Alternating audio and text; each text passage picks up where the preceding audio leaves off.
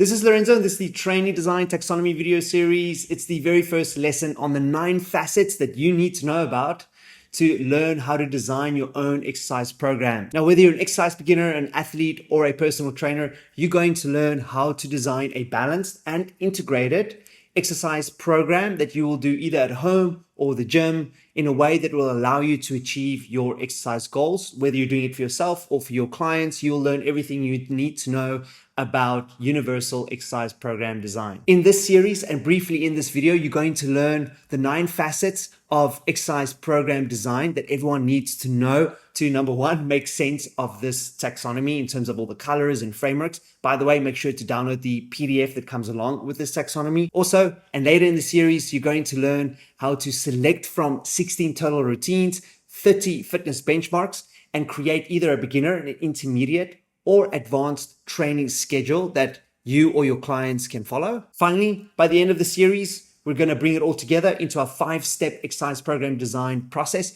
where you will learn not only how to design programs for yourself and your clients, but also you will learn how to update them throughout your entire life to make sure that you achieve, but also maintain all or most of the 30 fitness benchmarks that are available. But before we get started, it's important that we do a quick introduction to the 9 facets that make up this taxonomy so you can get the most out of this training series. So let's go ahead and get started. So for our first 3 facets, we have benchmark goals, routine exercises, and scheduled days. If you saw the training map taxonomy video series, you already know that there are 30 universal, measurable, domain-specific, multimodal, mobility, stability, and power fitness benchmarks. And if you saw the training routines taxonomy video series, then you also know there's a total of 16 routines to choose from. More specifically, there's 3 metabolic conditioning routines, there's 10 gymnastic routines, and there's 3 weightlifting routines. Now, if you do any one of those 16 routines in isolation or by itself, we call those split routines. You're only focused on one dimension at a time.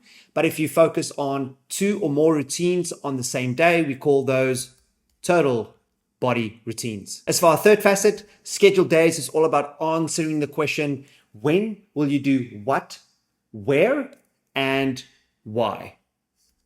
Moving on to the second domain and our next 3 facets, we have our performance measures. We can measure all exercise performance in terms of time, position, and load. For example, and especially when it comes to locomotive activities where we're moving forward through space like running or cycling, we can either cover a greater distance in the same time frame. For example, let's say I'm doing my 20-minute FTP cycling test.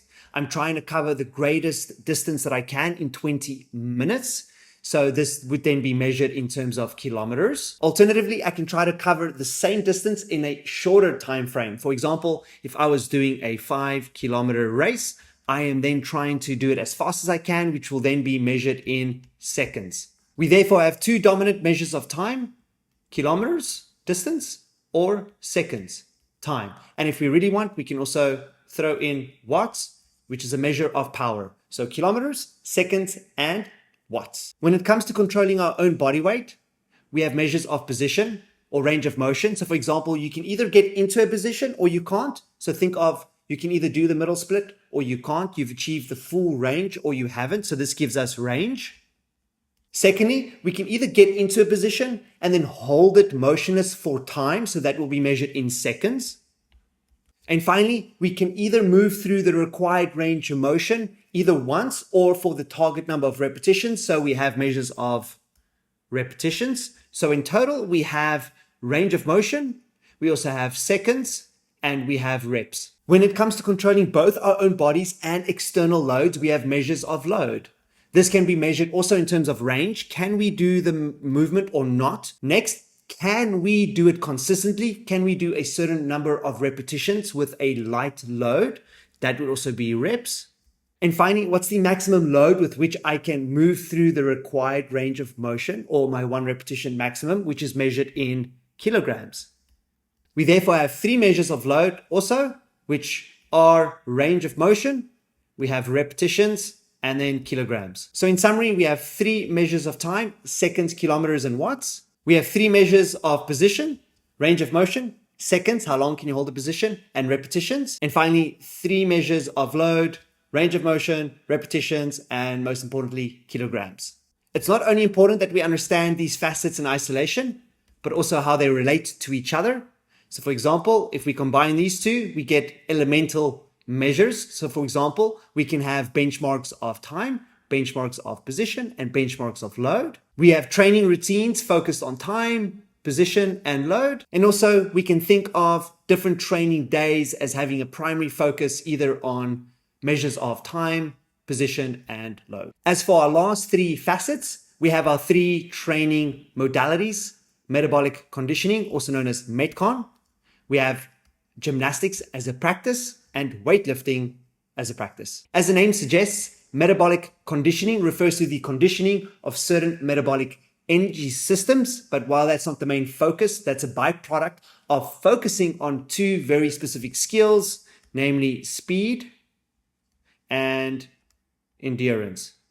Gymnastics as a practice is the highest expression of bodyweight training, and it's very unique in its ability to develop total body mobility, core stability, and upper body strength. Weightlifting as a practice refers specifically to a barbell training discipline that is unique in its capacity to develop hip extension power and strength, as well as overhead strength for our purposes. Now that we have all 9 facets in view, we can see how they relate to each other. For example, metabolic conditioning exercises will be measured in terms of time. Gymnastics practices will be measured in terms of time and position. And our weightlifting practices or exercises will be measured in terms of load. We therefore have metabolic conditioning benchmarks of time, gymnastic benchmarks of position and time, and weightlifting benchmarks of load. Also, we saw that we have 3 metabolic conditioning routines. We have 10 gymnastic routines, and we have 3 weightlifting routines. Finally, and the whole point of this taxonomy is that by the end of this series, you will have a training program or a schedule that will guide you in doing the right routine on the right day, at the right time, and in the right place.